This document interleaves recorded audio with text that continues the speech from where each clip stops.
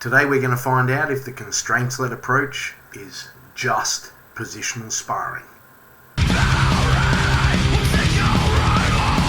Thank you for joining me on this, my journey into the constraints-led approach for BJJ.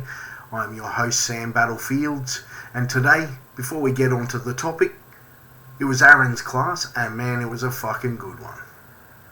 Aaron has a knack for weaving these concept commonalities into all of his games all the way through the lesson, such as snaking inside position, getting head control, and making sure that you got the right angles. We started with pummeling, minute apiece changeovers, essentially trying to get those double unders. We then moved into a second game where we had an over-under position, and we had to disengage, but disengage in a way that protected us as we moved into our standard tag boxing. I wasn't actually sure how that would work, because the disengaging part of it didn't really sort of grab me when it was being said, but when we were in the actual game, it made a lot of sense and it actually worked. The next game was from mount.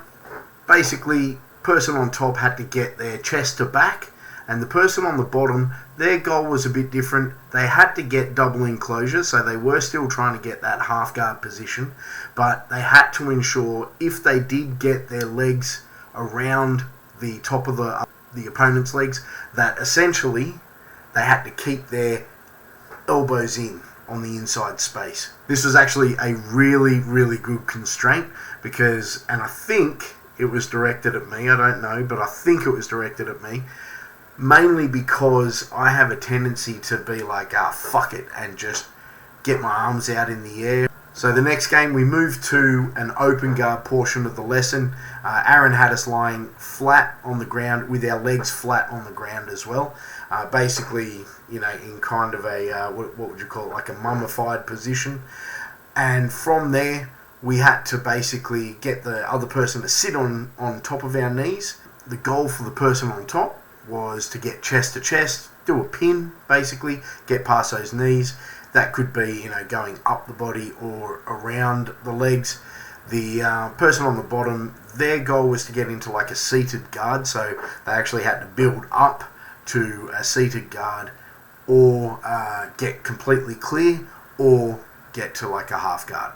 This is actually a big part of Aaron's game, and I've been speaking about how he plays this quite well, and it's really, really sort of made it difficult for me to work out what he's doing. So playing this game actually helped me figure out what he's doing. Because you done goofed.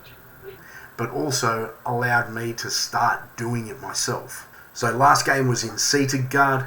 So bottom player was seated. Top player was basically, you had your knees around their feet.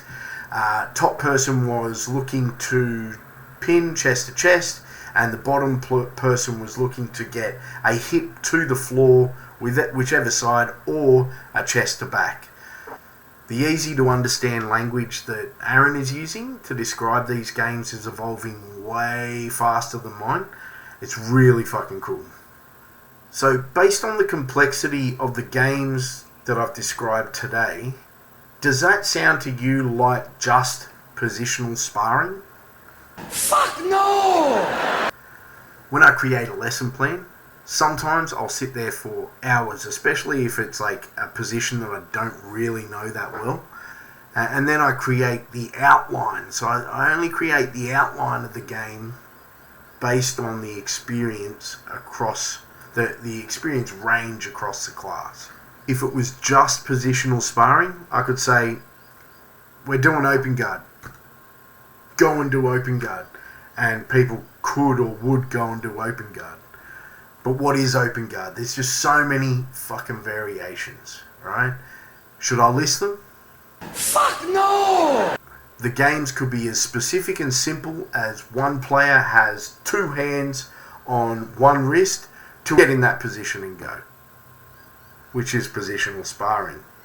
As you can see, it is not just positional sparring.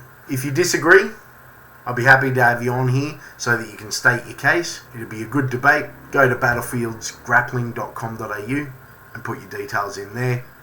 And of course, everyone else, like, comment, subscribe.